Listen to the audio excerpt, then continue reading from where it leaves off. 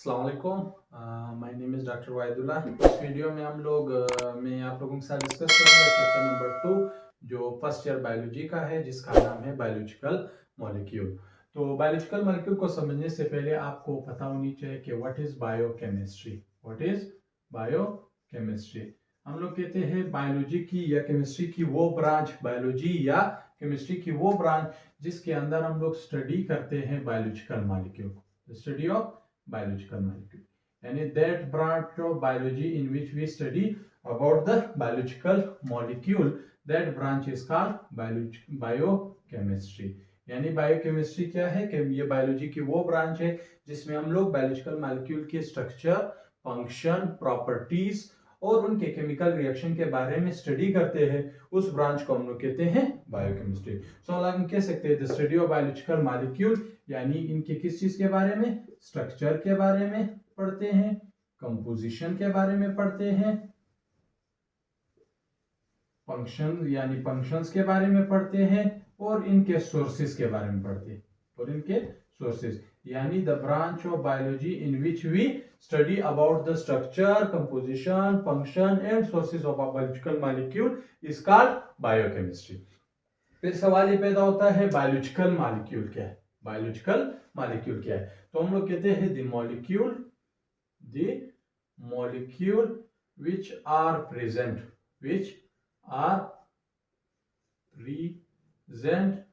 inside living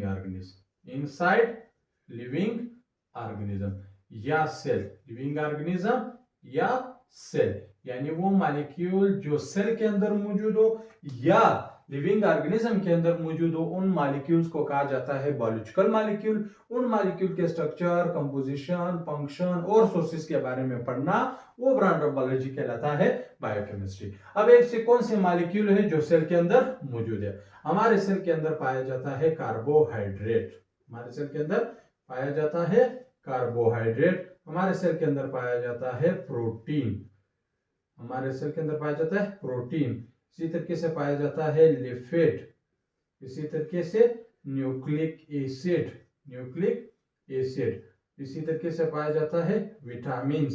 यानी ये वो केमिकल्स है जो हमारे सेल के अंदर मौजूद है और मुख्तलिफ किस्म के फंक्शन परफॉर्म कर रहे हैं। अब इन तमाम केमिकल्स को कहा जाता है बायोलॉजिकल मॉलिक्यूल। इन तमाम केमिकल्स का फंक्शन क्या होता है, इनका स्ट्रक्चर क्या होता है, ये हमारे जिस्म के अंदर कौन कौन से काम परफॉर्म करते हैं, अगर ये ना होंगे तो कौन सी बीमारियां होंगी, अगर ये एक्सेस में होंगे तो कौन सी बीमारियां होगी, यानी इन मॉलिक्यूल जिनको हम लोग कहते हैं बायोलॉजिकल मॉलिक्यूल, इनके बारे में डिटेल से पढ़ना उस ब्रांच को बायोकेमिस्ट्री कहा जाता है।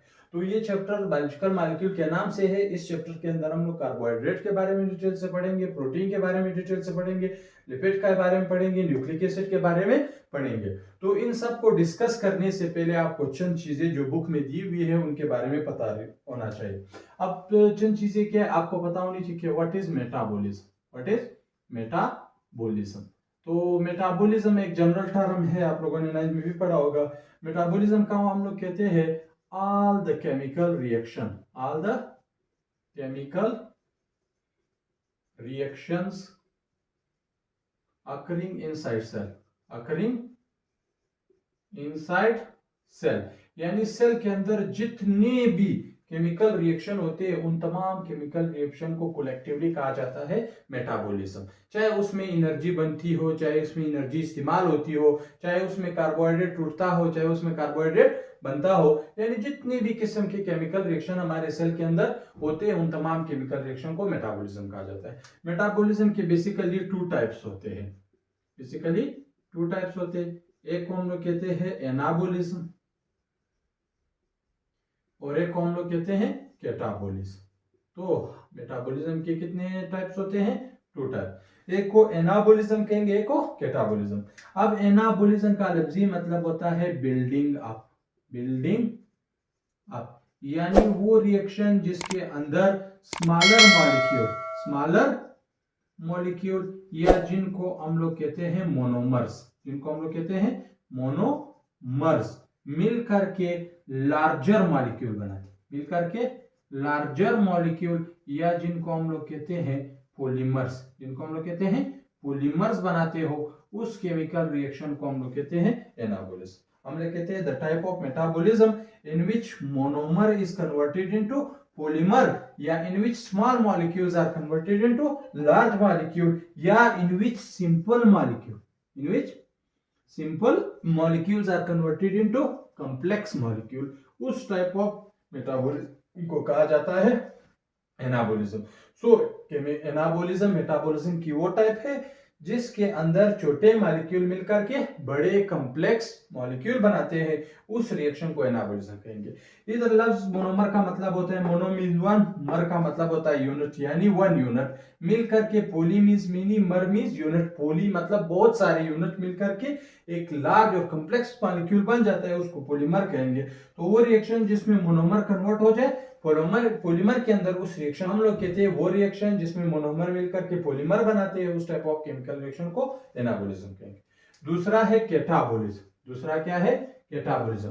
कैटाबोलिज्म वो प्रोसेस है, वो अमल है जिसके अंदर लार्ज मॉलिक्यूल कन्वर्ट होते हैं स्मॉल मॉलिक्यूल के अंदर, in which large molecule is converted into small molecule, उस रिएक्शन को हम लोग कहते हैं कैटाबोलिज्म, यानी जिसके अंदर पॉलीमर हम लोग कन्वर्ट करते हैं मोनोमर के अंदर, polymers are converted into monomer. So वो रिएक्शन जिसमें पॉलीमर कन्वर्ट होते हैं मोनोमर के अंदर, या लार्ज या कॉम्प्लेक्स मॉलिक्यूल कन्वर्ट होते हैं स्मॉल मॉलिक्यूल के अंदर या सिंपल मॉलिक्यूल के अंदर, उस प्रोसेस को हम लोग कहते हैं कैटाबोलिज्म। कैटाबोलिज्म का लफ्जी मतलब है ब्रेक डाउन, यानी कॉम्प्लेक्स को तोड़ करके छोटे में टूटना, उस अमल को हम लोग कहते हैं कैटाबोलिज्म। अब कैटाबोलिज्म का एग्जांपल क्या हो सकता है? फॉर एग्जांपल हमारे पास प्रोटीन है, ये प्रोटीन टूट जाती है अमाइनो एसिड के अंदर, प्रोटीन टूट जाता है अमाइनो एसिड के अंदर। तो जब हम लोग प्रोटीन तोड़ेंगे अमाइनो एसिड के अंदर, उस कैटाबोलिज्म वो प्रोसेस हुआ जिसमें लार्ज कॉम्प्लेक्स मॉलिक्यूल कन्वर्ट हुए स्मॉल और सिंपल मॉलिक्यूल में, उस प्रोसेस को हम लोग कहते हैं कैटाबोलिज्म। इसमें कॉम्प्लेक्स मॉलिक्यूल कॉम्प्लेक्स या लार्ज मॉलिक्यूल कन्वर्ट होते हैं सिंपल या स्मॉल मॉलिक्यूल में। अदर वर्ड में कह सकते हैं लार्ज मॉलिक्यूल कन्वर्ट हो सकते हैं स्मॉल में, लार्ज मॉलिक्यूल्स को पॉलीमर भी कहते हैं और स्मॉल मॉलिक्यूल को मोनोमर भी कहेंगे। और इस प्रोसेस के अंदर जब हम लोग लार्ज मॉलिक्यूल को स्मॉल में कन्वर्ट करते हैं, तो इस प्रोसेस के अंदर H2O मॉलिक्यूल यूज हो जाती है। H2O क्या होती है? यूज, और एनर्जी रिलीज होती है। एनर्जी क्या होती है? रिलीज होती है। और इसका जो हो या मोनोमर क्या बनाते हो? पॉलीमर बनाते हो, उस रिएक्शन को हम लोग कहते हैं एनाबोलिज्म। अब monomer means mono means one, मर मींस यूनिट, यानी ऐसे मॉलिक्यूल जो एक यूनिट से बने हो। पॉली मींस मेनी, मर मींस यूनिट, यानी ऐसे मॉलिक्यूल जो बहुत सारे यूनिट से बने हो। For example amino